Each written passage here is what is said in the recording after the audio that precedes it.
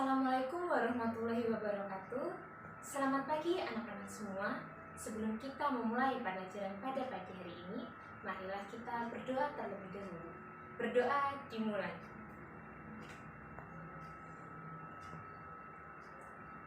Berdoa selesai.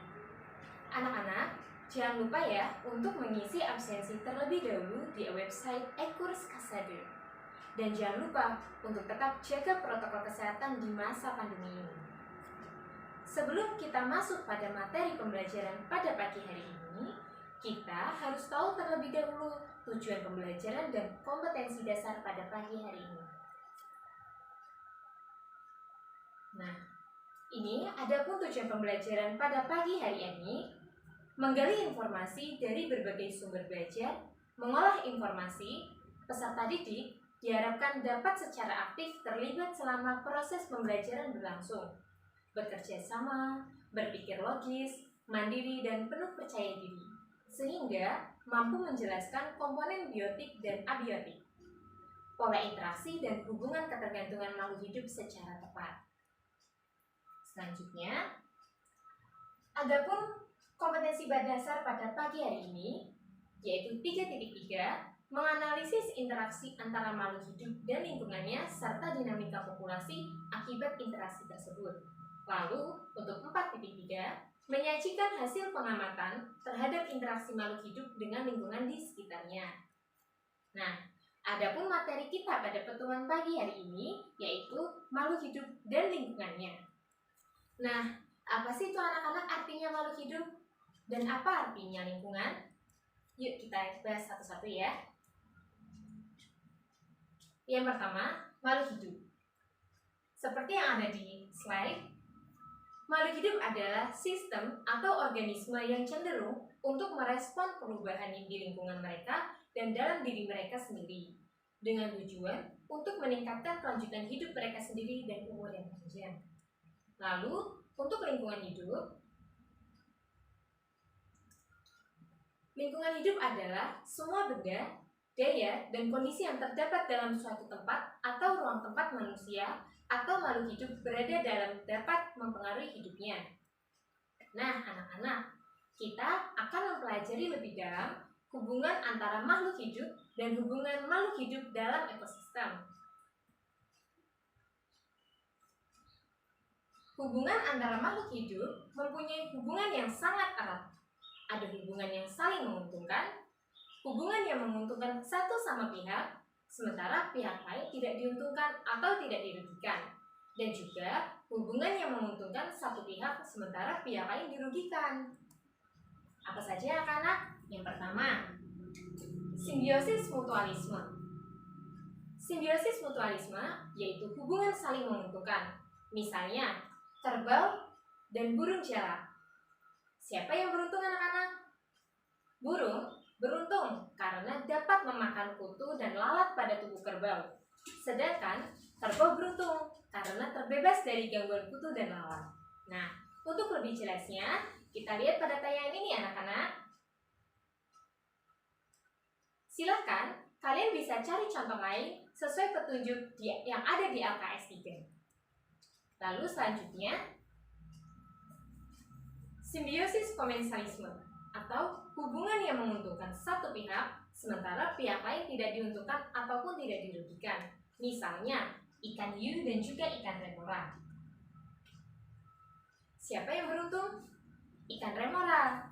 Ikan remora itu beruntung karena mendapat makanan dari sisa-sisa makanan hiu yang jatuh, dan ikan remora pun juga terlindung dari bahaya. Karena itu, berada di bawah ikan hiu. Sedangkan ikan hiu tidak mengalami kerugian dengan adanya ikan remora yang berada di bawah tubuhnya. Untuk lebih jelasnya, kita lihat tayangan berikut ini ya anak-anak. Nah, kalian silahkan bisa cari contoh lain sesuai petunjuk yang ada di LKS 3. Untuk yang terakhir, simbiosis parasitisme atau hubungan yang menguntungkan satu pihak, sementara pihak lain dirugikan. Misalnya seperti slide berikut ini. Contohnya itu, benalu yang menempel pada tumbuhan inangnya. Siapa yang untung? Siapa juga yang rugi? Nah, di gambar ini, benalu beruntung karena memperoleh nutrisi dari tumbuhan inangnya. Sedangkan tanaman inang yang dirugikan karena kekurangan nutrisi dalam pertumbuhannya.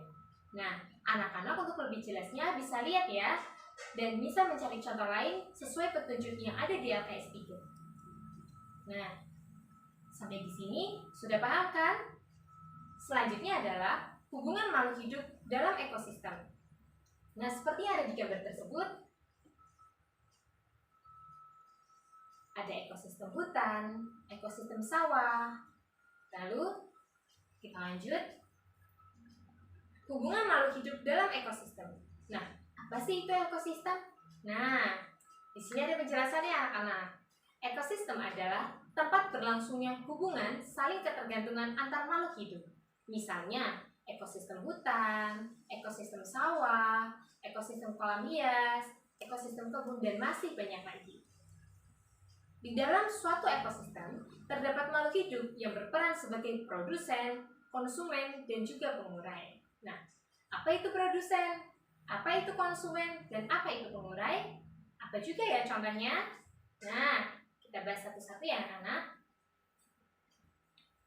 Yang pertama, produsen. Produsen yaitu makhluk hidup menghasilkan makanan sendiri dengan cara fotosintesis, misalnya tumbuhan.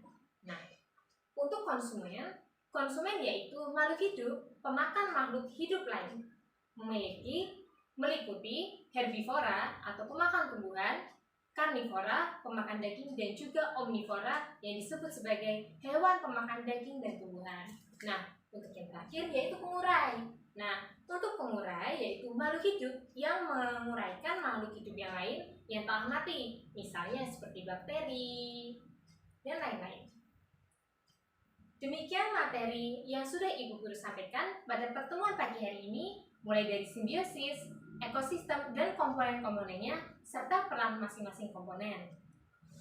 Untuk lebih memahami materi ini, silakan kalian perhatikan LKS 3 berikut ini ya.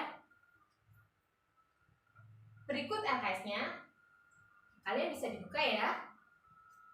Kemudian, kalian perhatikan ya anak-anak, petunjuk dan jawaban semua yang pertanyaan yang ada di tabel 1, di tabel 2, di tabel 3, dan juga kesimpulan.